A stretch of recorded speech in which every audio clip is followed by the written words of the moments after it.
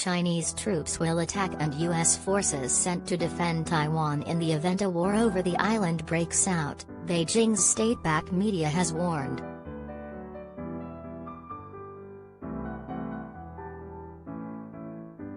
The Global Times newspaper, a mouthpiece for China's communist rulers, issued the threat after U.S. National Security Advisor Jake Sullivan vowed this week that Washington will never allow a Chinese invasion to take place.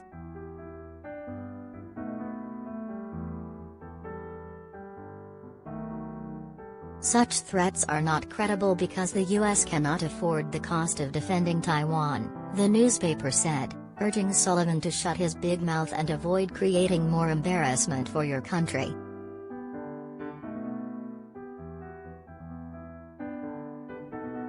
Nobody believes the U.S. has the true will to defend Taiwan at all costs, the newspaper wrote, adding that, the U.S. is far away from defending Taiwan at the cost of a deadly war.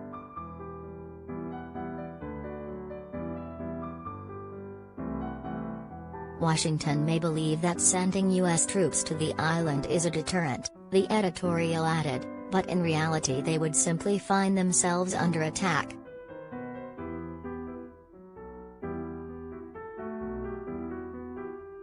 The U.S. mainly provides military support to Taiwan by selling weapons. Those weapons are generally destined to be destroyed by the People's Liberation Army as soon as the reunification by force takes place, the newspaper said.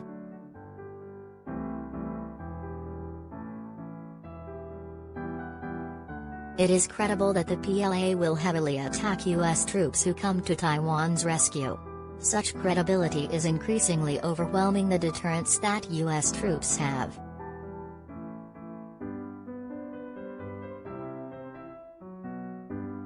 In order to truly avoid a Chinese invasion of Taiwan, the state-backed newspaper said, the U.S. should encourage Taiwan's government to engage in diplomacy.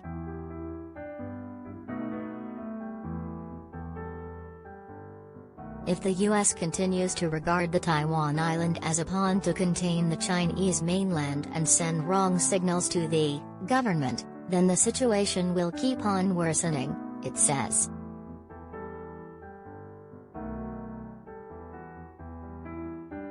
Resolving the Taiwan question by force will become the inevitable and only choice for the Chinese mainland.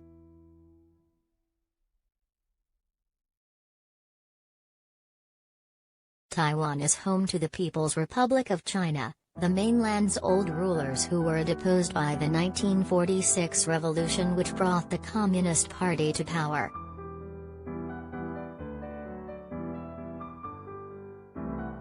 Tensions between the island and the mainland have been simmering for decades, but ramped up when the nationalist DPP party won elections there in 2016.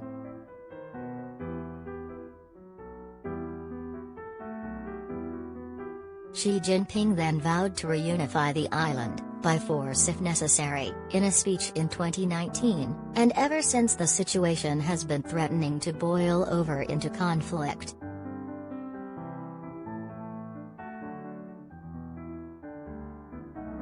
America is a long-standing ally of Taiwan's rulers, and is legally bound to provide the island with weapons to defend itself due to treaties passed in the 1970s.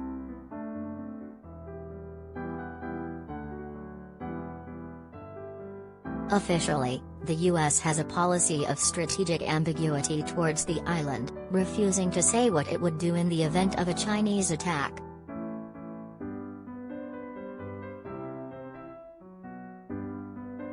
But Biden has said in interviews that he would send U.S. forces to defend the island if attacked, though aides later insisted he had misspoken.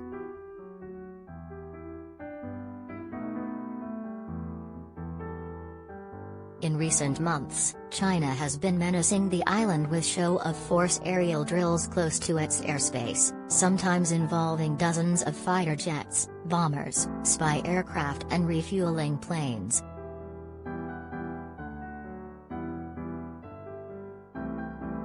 In response, the U.S. has been forging new alliances with powers in the region including India, Australia and Japan to counterbalance the pressure from Beijing.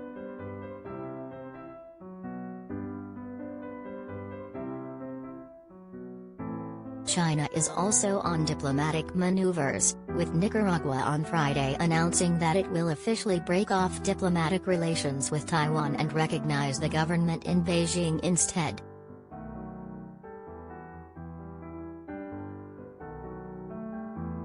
The move leaves the island with just 14 diplomatic allies, most of them small, largely poor nations in the Western Pacific, the Caribbean and Latin America.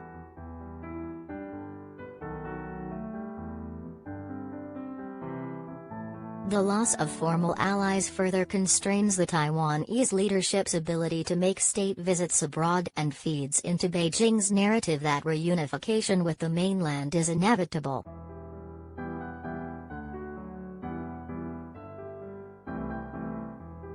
Nicaragua's authoritarian president Daniel Ortega has increasingly found himself an international pariah, with the United States denouncing last month's presidential polls as a pantomime election.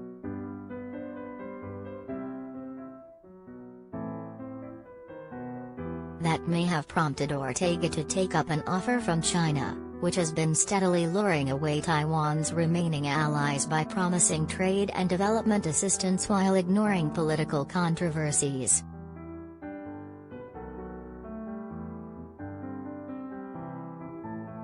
China has also been engaged in a decades-long program of shadow diplomacy, offering poor countries with authoritarian leaders shunned by the U.S. cheap loans and workers in return for political backing.